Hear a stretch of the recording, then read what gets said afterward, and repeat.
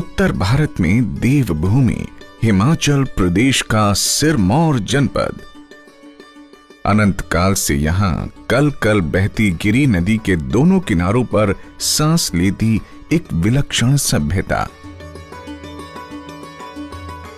जी हां, एक ऐसी सभ्यता जिसमें अनगिनत संस्कार विकसित हुए और बहुरंगी लोक संस्कृति में अपने पांव पसारे। गिरी नदी के दोनों छोर पर हमारे पूर्वजों ने न जाने कितनी हसरतें पालकर अपने खेत खलिहान तैयार किए होंगे। कैसे कैसे सपने संजोकर बड़े बड़े खेतों की मुंडेरों पर उगाए होंगे हजारों लाखों फलदार और पशु चारे के पेड़ पौधे। किसी भी देश की सभ्यता के विकास में सदियां बीत जाती हैं, तब जाकर एक समाज को अलग पहचान मिलती है। लेकिन जब उसके वजूद का नामो निशान मिटा देने का फरमान जारी हो जाए, तो जरा सोचिए उन मासूम व अबोध चेहरों पर कितनी ही बेशुमार कहानियां सिमट कर रह जाएंगी। जी हां, यही विडंबना है उन लोगों की जिन्होंने रेणुका बांध के निर्माण के कारण अपना घर संसार छोड़कर रुखसत होना है। या यूं कहें कि एक नदी के किनारे बसी सभ्यता के आहिस्ता आहिस्ता समाधि में तब्दील होने की कहानी है। ये सचमुच हैरत अंगेज घटना है कि रेणुका डैम से प्रभावित परिवारों को हिमाचल सरकार मुआवजा तो बांट चुकी है, लेकिन वे कैसे पुनः अपनी जीविका की जड़ें जमाएंगे, ये कोई नहीं जानता। रेणुका डैम के लिए जो भी 37 विलेजेस में भूमि एक्वायर की गई है, आज तक हमने लगभग 400 करोड़ रुपए इनको भूमि का मुआवजा और इस पर जो पेड़ और स्ट्रक्चर आदि थे उसकी हमने पेमेंट कर दी है, और आगे भी यही प्रोसेस हमारा चलता रहेगा जो भी लेफ्ट आउट पेमेंट बची है। गिरी नदी पर एक बांध के निर्माण से जो इलाका जलमग्न होना है, वो रेणुका और राजगढ़ के खैरी के मध्य गिरी नदी के दोनों छोर पर बसा है।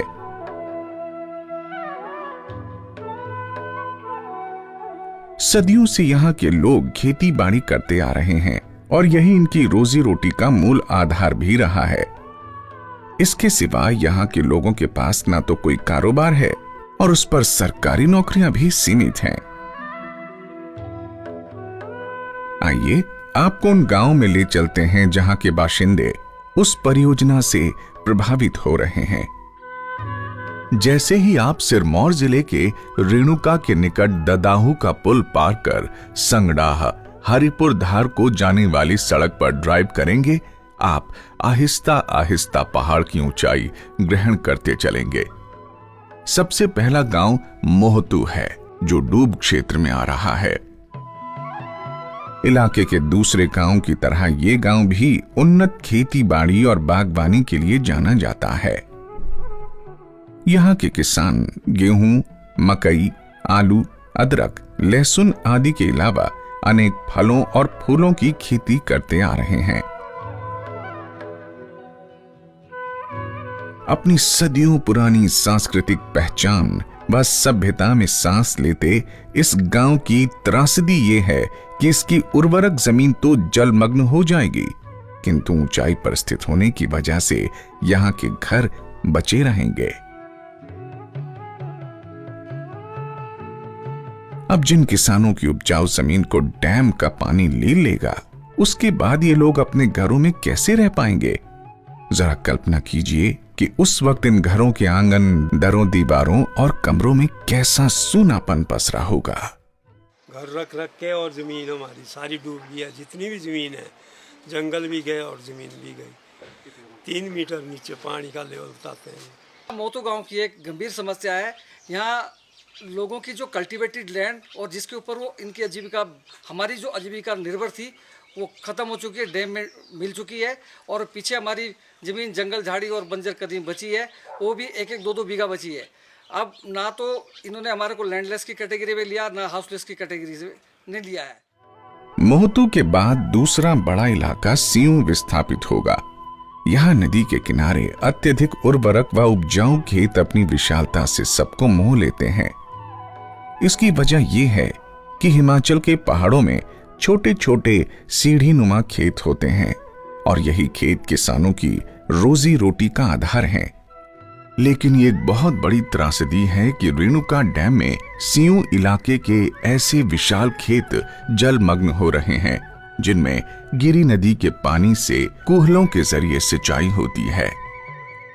गिरी नदी का पानी जहां एक ओर यहाँ की जमीन को साल भर हरा रखता है, वहीं मेहनतकश किसान साल भर में 4-4 नकदी फसलें उगाकर अपने परिवारों को पालते आए हैं।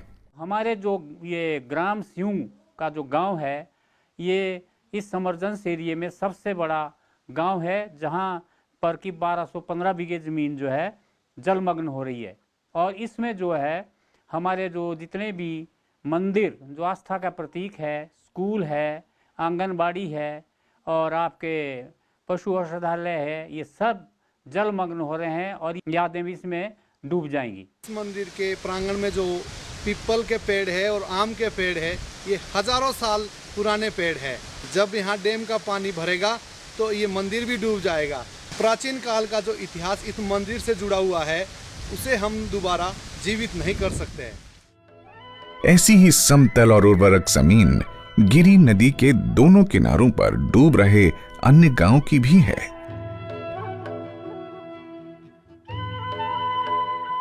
हमारी जमीन डैम में जा रही है, 6-7 बीघे जमीन है मेरे पास। अब हम कहाँ जाएंगे? हम तो बंगालियों की तरह घूमना पड़ेगा, और जगह जमीन है नहीं। पैसा भी मिला, सब कुछ मिला, पर जो हमारी ज़मीनें हैं बड़ी काम की चीज़ है। पर जब अब सरकार का हुक्म हुआ जी तो हमारे को ये ज़मीन छोड़नी पड़ेगी। अब हमें ये पता नहीं है कि डैम वाले हमको कहाँ ले जा रहे हैं, और डैम वाले ने हमें अभी तक कोई बताया भी नहीं है कि आपके लिए जगह रखी है। हमें बड़ा दुख है कि हम इकट्ठे होके हमें जो भूमिहीन है उनको इकट्ठा रखें, उनके लिए कॉलोनी इकट्ठी बनाएं। दूसरी ओर परियोजना प्रबंधन ने इसी जिले में पावटा तहसील के अंबोवा, सैनवाला और टोक्यो तथा नाहन तहसील के चाकली गांव में मात्र 417 बीघा बंजर जमीन रेणुका बांध विस्थापितों के पुनर्स्थापन के लिए 18 करोड़ रुपए में खरीदी है।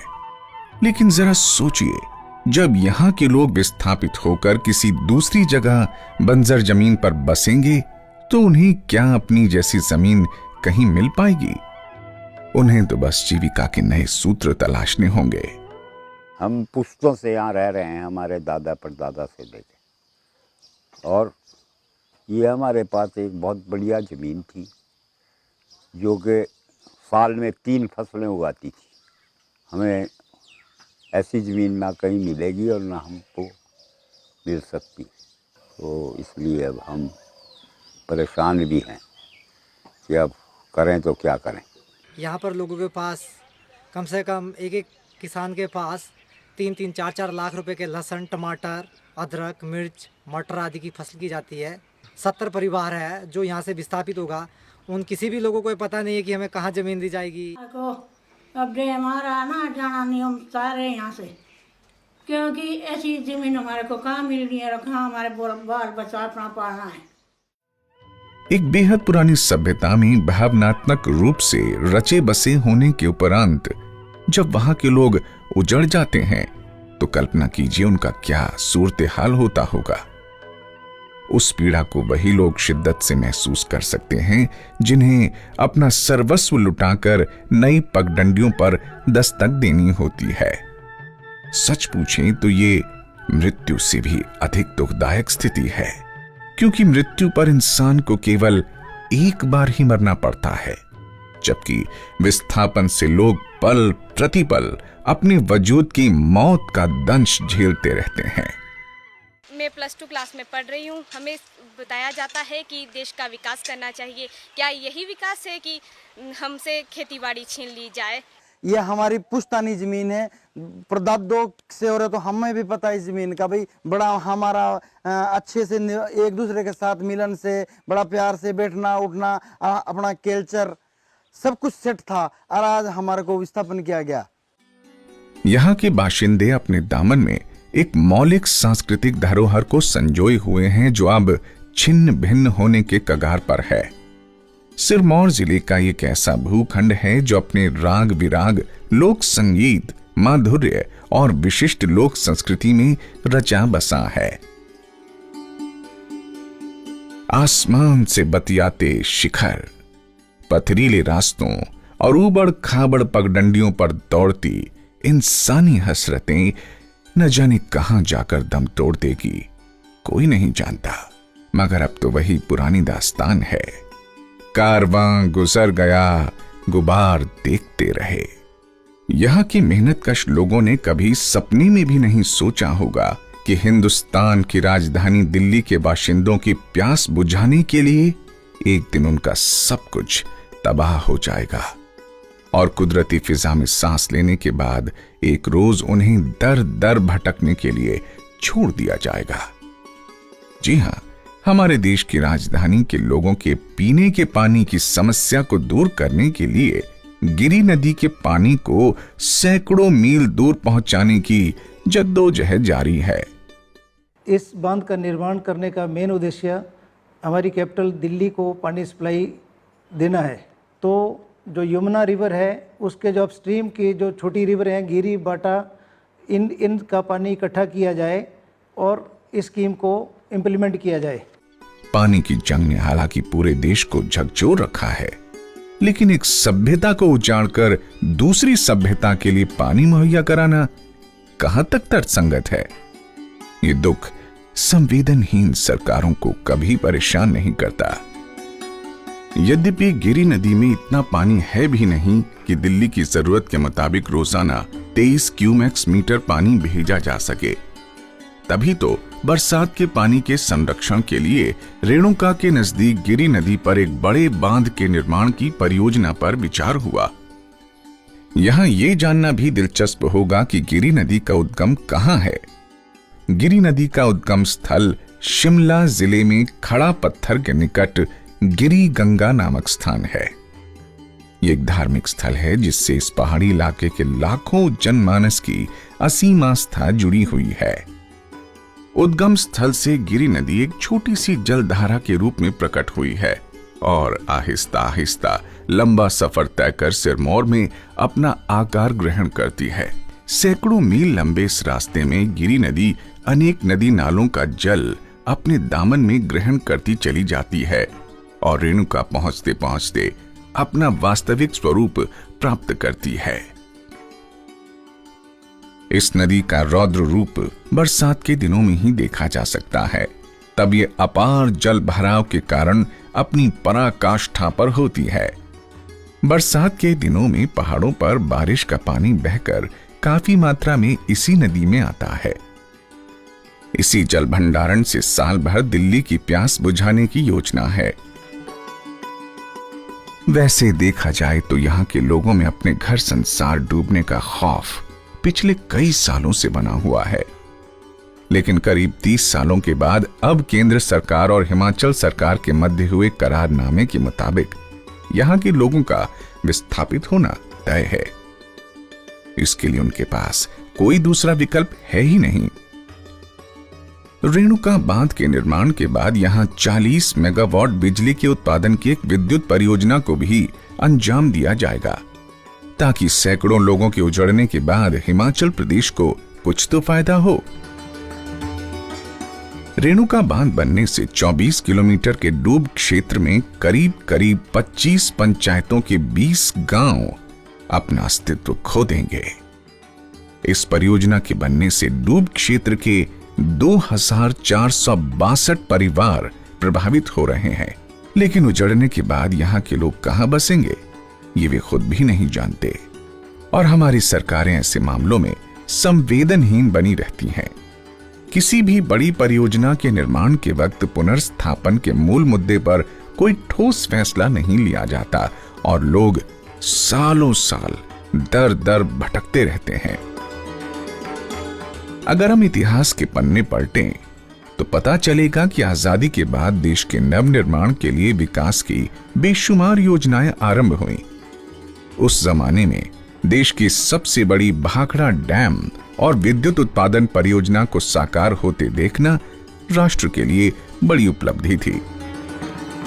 इस विशाल परियोजना ने करोड़ों भारतवासियों को चकित तो कर दिया था, परंतु इसके निर्माण के कारण बिलासपुर शहर सहित जिले के अनेक गांव सागर के आगोश में समा गए और हजारों लोग बेघर हुए। चंद सालों बाद पोंग बांध बनने के बाद करीब 30,000 परिवार उजड़ गए। भाखड़ा बांध पंजाब और हरियाणा की खुशहाली का प्रतीक बना, तो पोंग बांध ने राजस्थान के रेतीले टीलों को हरा भरा किया। सदियों से पानी के संकट से जूझ रहे मरुस्थल के लोगों के चेहरों पर चमक देखते ही बनती थी। परंतु दूसरी ओर कई दशकों पहले पोंग बांध और भाखड़ा बांध के निर्माण के कारण उजड़े हिमाचली लोग अपनी नई जड़ें जमाने की जद्दोजहद में आज तक दर दर भटक रहे हैं। उस पर पीड़ादायक स्थिति ये है कि आजादी के बाद से अब तक न तो पंजाब ने ही भाखड़ा बांध विस्थापितों की सुध ली, न ही राजस्थान ने पोंग बांध से उजड़े लोगों को अपनी सरजमी पर बसने दिया। अब यही कहानी एक बार फिर सिरमौर में दोहराई जा रही है। इस कथा के किरदार बने हैं यहाँ के किसान और बागवान, जो अपने हालात से खुश थे, लेकिन दिल्ली का कंठ ना सूखे इसकी फिक्र सरकारों को है। इसीलिए गिरी नदी के पानी को सैकड़ों मील लंबा सफर तय कर राजधानी पहुंचाने की कश्मकश जारी है। पर यह सब सिरमौर के बसे बसाए आशियानों को उजाड़कर यहां के लोगों की जिंदगी की कीमत पर हो रहा है। उजड़ने का बहुत हमें दर्द है, क्योंकि ये ऐसा दर्द है जो जिसको हम सहन नहीं कर पाते। और हमारे जो ये प्रत्यक्ष प्रमाण है कि जैसे भाखड़ा बांध के विस्थापितों का हाल हुआ है कि जिनको ना मकान मिले ना उनको जमीनें मिली, ऐसा हाल हमारा नहीं होना चाहिए। तो हम यही चाहते हैं कि हमें जो है ठीक ढंग से पुनर्स्थापित किया जाए। अब ये तय हो चुका है कि रेणुका बांध की तामीर के बाद वे भी भाखड़ा या पोंग विस्थापितों की तरह रेणुका विस्थापित कहलाकर दर दर की ठोकरें खाएंगे। इस बांध के बनने से डूब क्षेत्र की जमीन और घर मकान ही नहीं, अपितु अनेकों देवालय, प्रगाढ़ आस्था और धार्मिक श्रद्धा के स्थलों, सरकारी व गैर सरकारी संस्थानों के साथ साथ यहाँ के रीति रिवाज, गीत संगीत और पुश्तैनी मंगलाचार सहित सब कुछ पानी के गर्भ का इतिहास हो जाएगा। यहाँ के पारंपरिक व्यंजन खीर पटांडे, सिडकू व असकलू आदि भी बिछड़े पलों की यादें बनकर रह जाएंगी। सच पूछें तो यहाँ डैम के निर्माण का अर्थ है उन सपनों का चूर चूर होना जिन्हें साकार करने में यहाँ के लोग पुश्त दर पुश्त संघर्ष करते रहे। वक्त के साथ शरीर का घाव तो भर जाएगा, मगर जरा सोचिए हमारी धरती मां के उस घाव के बारे में जो शायद कभी भी भर नहीं पाएगा, क्योंकि यहाँ वनस्पति की वो प्रजातियां भी डैम की गहराई में समा जानी हैं जो इस इलाके के अलावा और कहीं न तो पैदा होती हैं और न ही पनपती हैं। हमारे बगीचे भी है, दूसरे हमारे हर्बल प्लांट है, जैसे हरड़ है, भेड़ा है, आंवला है। दूसरे हमारे चारे वाले जो पेड़ पौधे हैं, जैसे ब्यूल हो गया, कराड़ हो गया, इस तरह के बहुत सारे जो पौधे हैं। जहाँ भी सरकार हमारे को विस्थापित करेगी वहाँ ये चीजें हमें नहीं मिलेगी। रेणुका बांध परियोजना की पहली प्रोजेक्ट रिपोर्ट सन 1992 में आई थी। तब इसकी अनुमानित लागत थी 1382.54 करोड़ रुपए।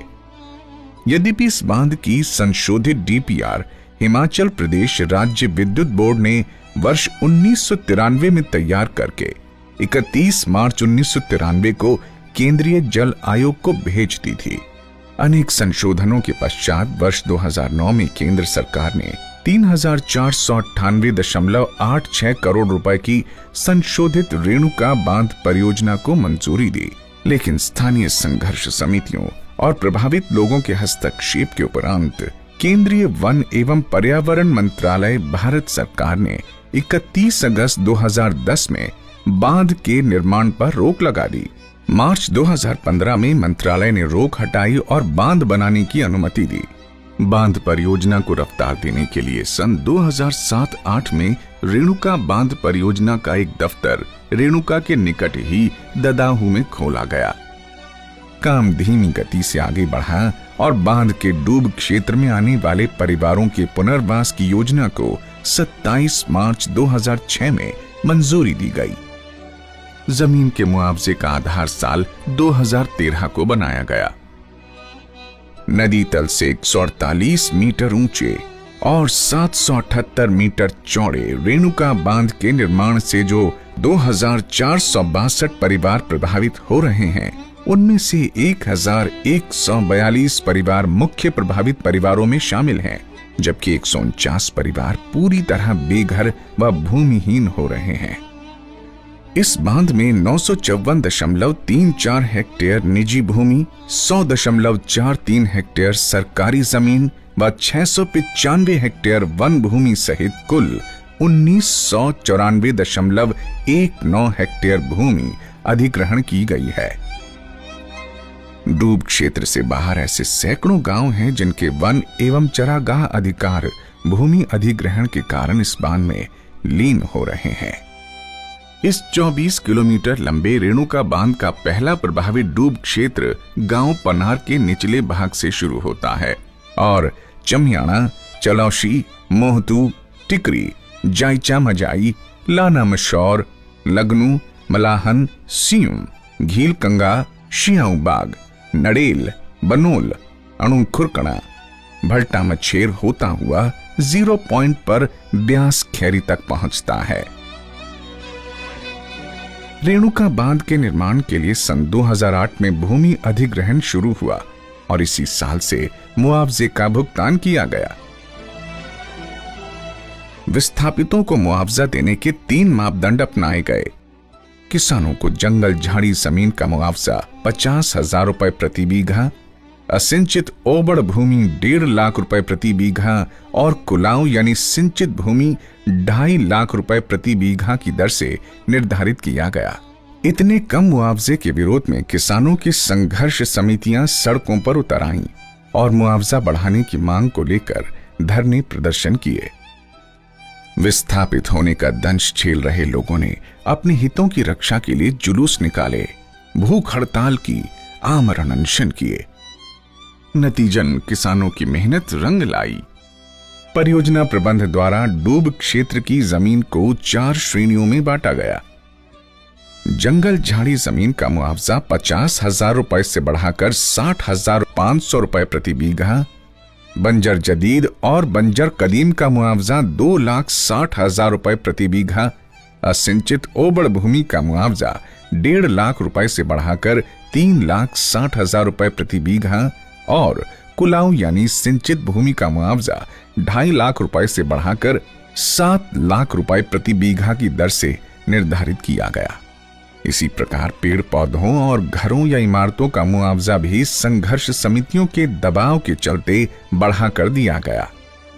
जो लोग पूरी तरह बेघर होंगे उनके घरों का मुआवजा 7.5 लाख रुपए से बढ़ाकर 22.5 लाख रुपए प्रति परिवार के हिसाब से देने का ऐलान हुआ।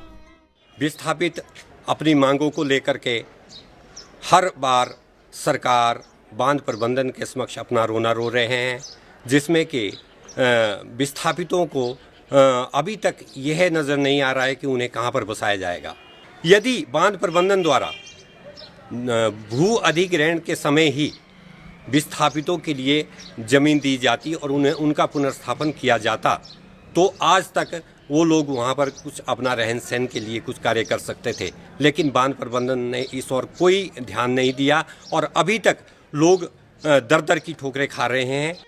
रेणुका बांध परियोजना के तहत अब तक प्रभावित किसानों को करीबन 400 करोड़ रुपए का मुआवजा तो वितरित किया जा चुका है, परंतु अपना सर्वस्व खोने के बाद मिले इस मुआवजे को लोग ऊंट के मुंह में जीरा समान बता रहे हैं।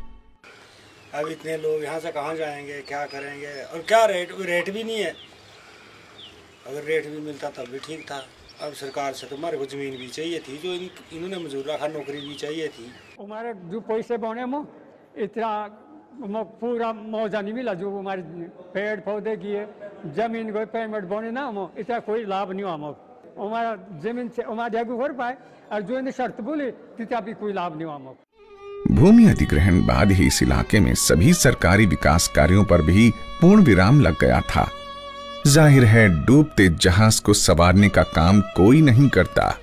जमीन सरकारी हो गई है और हम सब विस्थापित भी उन सरकारी आवासों में रह रहे हैं। सरकार की जो राष्ट्रीय योजना है मनरेगा वो भी उस क्षेत्र में नहीं चल रही है। लोग वहाँ से अभी भी डूब क्षेत्र से यदि कोई बीमार हो जाता है तो वहाँ कोई 108 नहीं जाती। वहाँ से लोग अपने वही पुराने तरीके से किल्टे में उठा करके मरीजों को स्वास्थ्य केंद्र तक लेके जाते हैं। ये सचमुच एक त्रासदी है कि यहाँ के लोग ये भी नहीं जानते कि कब यहाँ बांध का निर्माण होगा, कब उनके गांव, घर, जमीन आदि जलमग्न होंगे और वे कहां जाकर अपने नए आशियाने की तामीर करेंगे। ये अंधेरी सुरंग में पांव रखने जैसा है, जिसके दूसरे छोर पर रोशनी होगी भी या नहीं कोई नहीं जानता। अहम सवाल यह है कि क्या यहां के हजारों परिवारों को कोई सरकार तब तक विकास से मरहूम रख सकती है जब तक कछुआ चाल से बन रही इस परियोजना को अमली जामा नहीं पहनाया जाएगा। ये कहां का न्याय है? इस पर सरकार को विचार करना चाहिए। इसी कारण पिछले 10 सालों से यहां के निवासी सुविधाओं के अभाव में दिन रात गुजार रहे हैं। सरकार की विकास एजेंसियां यहां से अपना मुंह मोड़ चुकी हैं। अब डूब क्षेत्र के ग्रामीणों की सुध लेने वाला कोई नहीं है।